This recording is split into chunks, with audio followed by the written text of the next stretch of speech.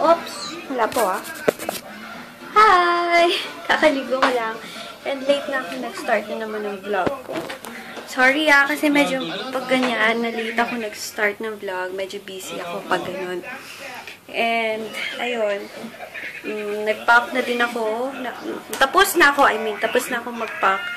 Saka ako nag-start mag-vlog para dilim. Para wala nang problema. Ayan. Shout out lang muna pala ako. Hi kay Mary Junicio. Hi sis. And kay Preachy Paxson. Hi! And happy birthday kay Aiko Yamura. Thank you sis sa panunod mo and happy birthday sis Aiko Yamura. Thank you. Happy birthday. Enjoy your day and God bless you always. Ayun, nanonood lang ako ng One for All for One and habang sasagot ng inquiries. Alam niyo ba, ayaw kong umalis ngayon. Tinatamad ako. Gusto kong magpahinga lang dito sa kwarto ko and mahiga, then matulog, then kumain ng ice cream. Alam niyo yun. What a life. Gusto kong magpahinga kahit once lang sa aking week. Ayokong lumabas muna. Pero hindi ako sure. Alam niyo naman ako, pabago-bago ako ng isip. Kaya, ayun. Uploaded na yung vlog ko. Ay, parang okay na yung, ang YouTube kasi ang bilis mag-upload ngayon ng aking vlog kahapon. So, thank you guys sa mga nakanood na, sa mga hindi. Ilalagay ko yung link below ng vlog ko kahapon sa mga hindi pa nakakanood. Ayun. Alam niyo ba, nung diba, kahapon na vlog, may trinay ako sa L'Oreal na lipstick. Nag-swatch ako dito sa kamay ko. And hanggang gabi, hindi siya natatanggal. Feeling ko long-lasting yon. So, once pumunta ako ulit sa SM, tatanong ko kung magkano and may bet ako doon. Ayun! Manood lang ako ng vlog and mag-answer lang ako ng inquiries. Then, mag-vlog ako kahit hindi ako aalis. Sasagutin ko yung basta, later na lang. Huwag ko na sabihin sa inyo yung mga gagawin ko para later. Ayan, sige guys. Ayun, tinag ako ni Sis Jelay sa Instagram na bumili din siya ng Magnolia Sili Chocolate na flavor. At nasarapan at nagustuhan nilang family. Thank you, Sis Jella. Ayun kumakain na naman ako. Sarap talaga. I-try niyo siya. Magnolia, yung tatak na sili chocolate. Meron din nga doon kesong puti. Kaso, ini-imagine ko, anong lasa ng kesong puti na ice cream? Kain muna ako para pampalamig ng pakiramdam.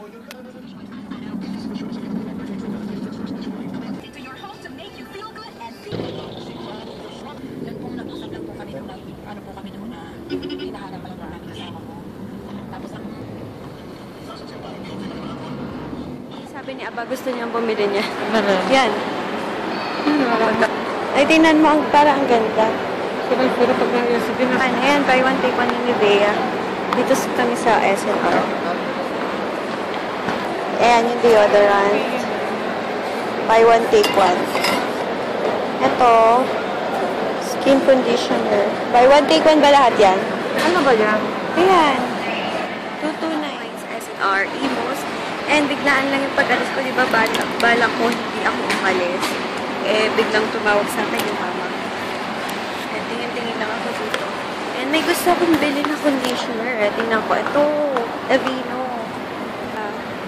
Aveeno. Kaso, 350. May gali. Tingin-tingin lang ako. Alam niyo ba, lagi kong napapansin sa sarili ko, laging kumagay. Old Spice. Itong therapeutic shampoo. Long-lasting relief Sun Neutrogena. Ayan. In fairness, hindi masyadong madaming tao. Academia oil. Ayan. Wala masyadong tao. Buti na lang. Hello, nandito na ulit ako sa room. As usual. Nandito na ulit ako. Pagulog-gulong ulit sa kama. Ayan. Thank you sa lahat ng nanood ng vlog ko and sa mga new subscribers ko. Thank you, thank you! And later, sasagutin ko sa video na to yung mga frequent questions sa akin. Kaya, kasi wala ako masyadong ay, binuksan ko lalong maging ayan, basta later sasagutin ko lahat ng mga frequent na questions sa akin para malaman nyo na din yung sagot. Okay? Wait lang. Ayan, sinesave ko na. Wait lang. Sinesave ko na yung mga frequent questions sa akin. Kuha kong kulambo. Para dito sa vlog ko, masagot. Okay, una, kung ano daw yung gamit kong soap. Ang gamit kong soap is YC soap and papaya soap. Combination sila. Yun. Yun yung gamit ko ilang months na matagal-tagal na mga meron ng 4 months, mga ganon. Basta YC soap and papaya soap ang lagi kong combination. Then pag lagi na akong nagma-micropeel, tinitigil ko muna yung papaya soap. Ginagawa kong YC soap and YC premium para hindi masyadong ma-exfoliate lagi ang aking skin. Pangit din naman yung everyday or everyday nag-exfoliate yung skin mo. Dapat meron ka din, once na-exfoliate yung skin mo, dapat meron ka din moisturizer na nilalagay para pag nag-exfoliate siya ulit is maganda yung kalabasan, hindi magmukhang dry lang. Okay. Okay. Ang lagi din tinatanong sa akin, paano ko iniinom yung pearl capsule and grapeseed. Ginagawa ko 2 times a day. Isang pearl cups and isang grapeseed after lunch. And ganun ulit after dinner. Kasi alam nyo ba, kung ako sa inyo, inumin nyo yung pampaglow nyo. Tawag ko sa kanila pampaglow eh. Inumin nyo yung pampaglow nyo ng morning. Kasi throughout the day, makikita mo sa skin mo yun eh. Yung mapapansin ng ibang tao, ay ang glow naman niya, ang glowing naman ng skin niya. Kaya ako, I'll make it a point talaga na umiinom ako ng pampaglow ko sa morning kasi buong morning para mapansin ng iba na ganda ng skin, ang ganda ng chorbanes, di ba? And pati sa after dinner, ginagawa ko din after dinner kasi para pagtutulog na pagkagising mo glowing pa rin. Yung ganun effect. Kaya 2 tablets a day ako yung pearl capsule ko. Dati 4 capsule. Kaso umu-OA ang effect kaya balik akong 2 capsule. Pero sa mga nagmamadali na magpaputi, 4 capsule yung gawin nyo. Alright? Ano daw yung pinapahid ko sa face? Ang aking pinapahid sa face is Ultimate Set. Ang Ultimate Set, meron siyang soap, toner, sunblock, and cream. Ang una doon, ang soap doon is Jap Soap, Japanese Diamond Peel Soap. So, yun yung panghuhugas mo sa face mo. Yan yung panghuhugas mo sa face mo, yung Jap Soap. Then, after that, morning and evening, don't forget na toner kayo. Toner na hindi tipid ha. Yung iba kasi, naiintindihan ko naman na nagtitipid kayo sa toner. Yung iba, syempre, di ba, kahit sino naman na gumastos is titipirin mo talaga yung isang product. Pero, once maglalagay na din kayo sa face, dagdagan nyo na yung sa cotton nyo para isang pahidan na lang. And, ang technique or trick or masasuggest ko sa inyo, pa-upward ang inyong stroke. Hindi yung ganyan, pababa. Kasi, pag pababa, magsasag yung face mo. Ang okay sa pag nagtutoner is pataas. Yung ganyan. Kasi para mabanat yung face mo, hindi kayo agad mananda. Then, pag morning, sunblock. After soap, toner, then sunblock. Important ang sunblock. Kahit ako nga, kahit na makulimlim, kahit na maulan, nagsasunblock ako kasi lagi akong nasa computer, lagi din akong nagsa-cellphone, yung rays nun sa palat mo is katulad lang din ng sun, yung parang radiation or rays. Basta, napag-seminar na kasi namin yan. Then, pag night, soap, soap, toner, and papaya stem cell ang ginagamit ko. Ang papaya stem cell with micropeeling yon.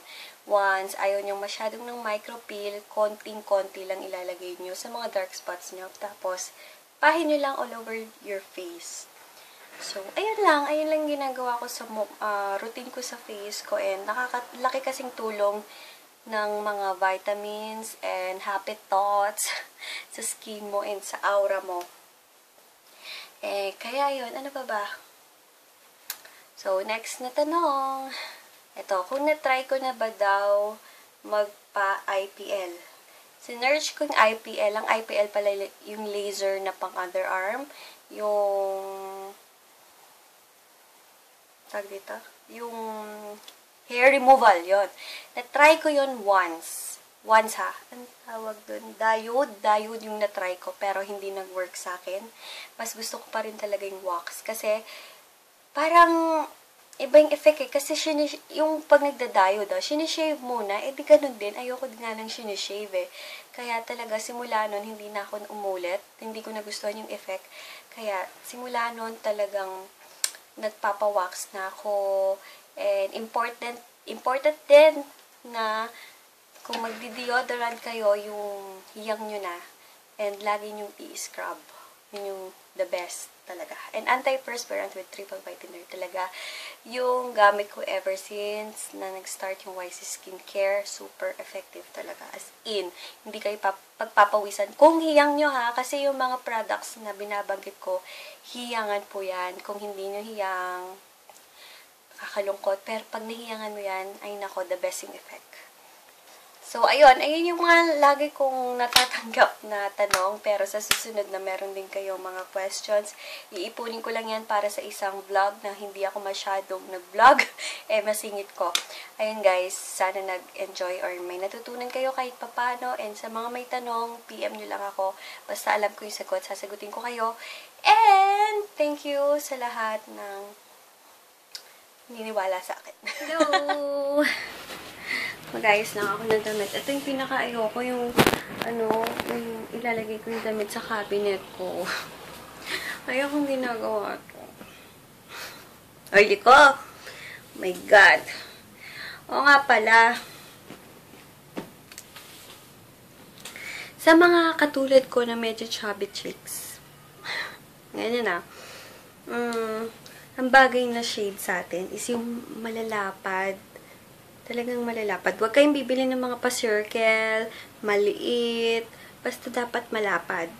Kasi para matakpan mga chubby-chubby na chicks. Pero pag hindi naman chubby chicks ang inyong face, huwag kayong magmamalapad.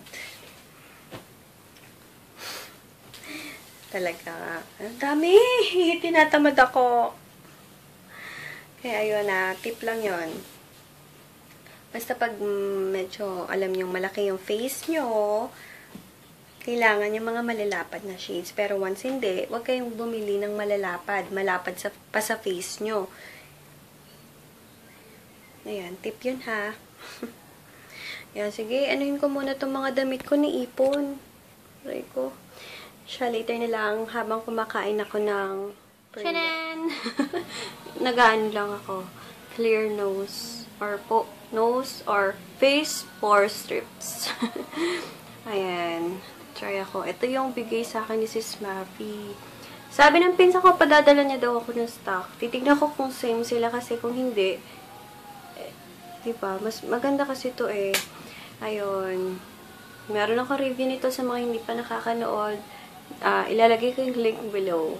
Hindi ako makasalita kasi super tight ng face ko. Hello guys! Nagilamos na ako kaya ma-red-red ang face ko kasi nag-cream na ako. Basta nag-cream na ako ng papaya stem cell. Ayan, ma-red-red na siya. Pero tomorrow, di ba, pink-glow na. Grabe, parang kamatis. Sige guys, good night na. Tomorrow na lang ulit. And please don't forget to like this video and subscribe. Thank you sa mga new subscribers ko. Maraming salamat. Ayun. Thank you guys. Bye. Good night. Tomorrow na lang ulit. So, sorry sa pagka-reddish ng malakamatis kong face. Sige guys, bye! Hindi pa pala ako uminom ng vitamins. Inom muna ako, then sleep.